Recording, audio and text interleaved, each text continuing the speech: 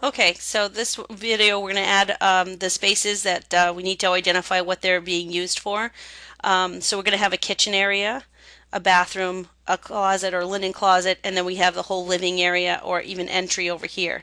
Now, what Revit will do is automatically select spaces based on walls that you've partitioned the spaces out. So if I choose the room tag here, and I pick a space, you see that it fills that entire space by recognizing the wall boundaries.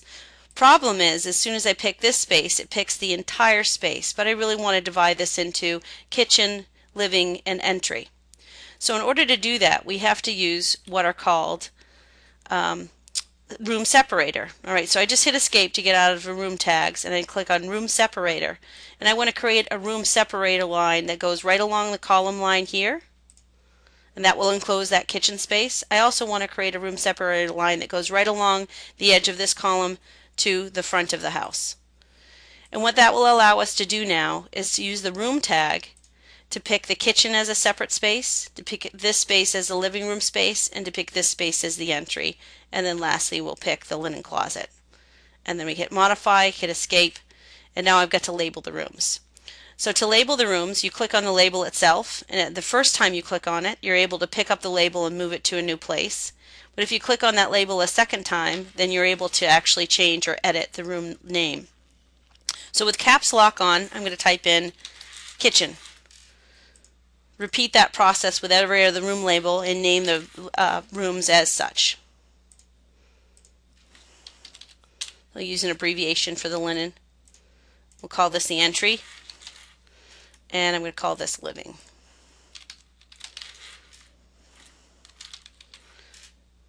Okay, so now all the rooms are labeled, and that helps us to identify the spaces.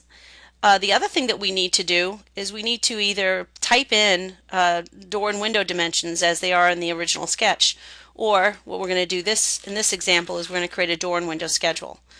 In order to do that, we have to tag the doors and windows similarly to the way we tagged the rooms.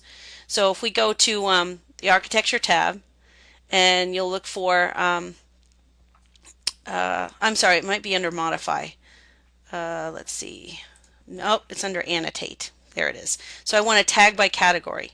So if I click Tag by Category, we go into Modify Tag ribbon, and I want to make sure that I tag without a leader, so I'm going to turn off the leader.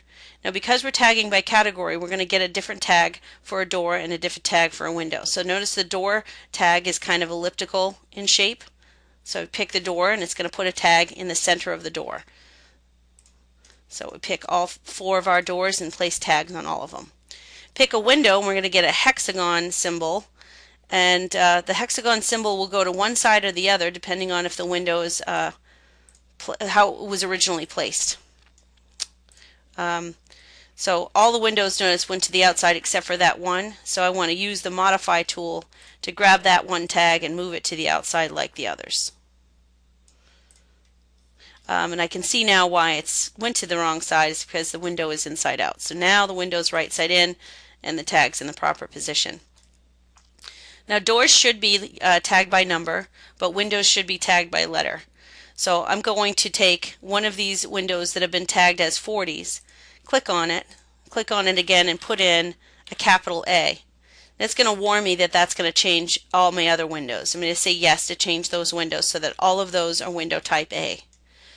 The one in the back here, the casement window, I'm going to click on and click again and name that window B.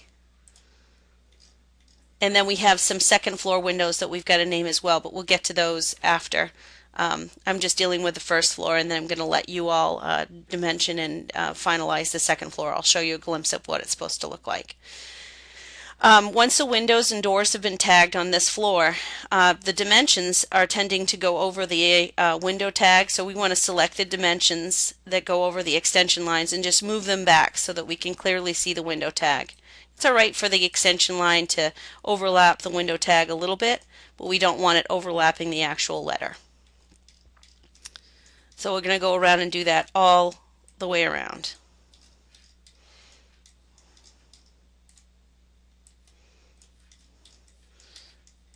And I think that's the last window right there. Oh, this is window type see.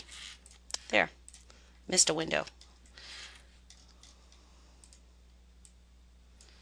Alright, that takes care of our windows and how they're going to be labeled. The doors should be labeled so that the exterior doors are labeled 1 and 2, and then the interior doors follow suit. Doesn't really matter which one you label. So I'm going to label the front door as door number 1, so I'm going to change the number to 1. The back door to door 2, so change that to 2. And the bathroom door I'm going to label door 3, and the linen closet will label door 4. So now I've kind of organized doors and the windows in a way that makes sense. Windows are lettered, doors are numbered. I'm going to do exactly the same thing with my second floor, add the annotation, add the door and window tags, and then we're going to be able to make window and door schedules. So go ahead and watch the next video to see that.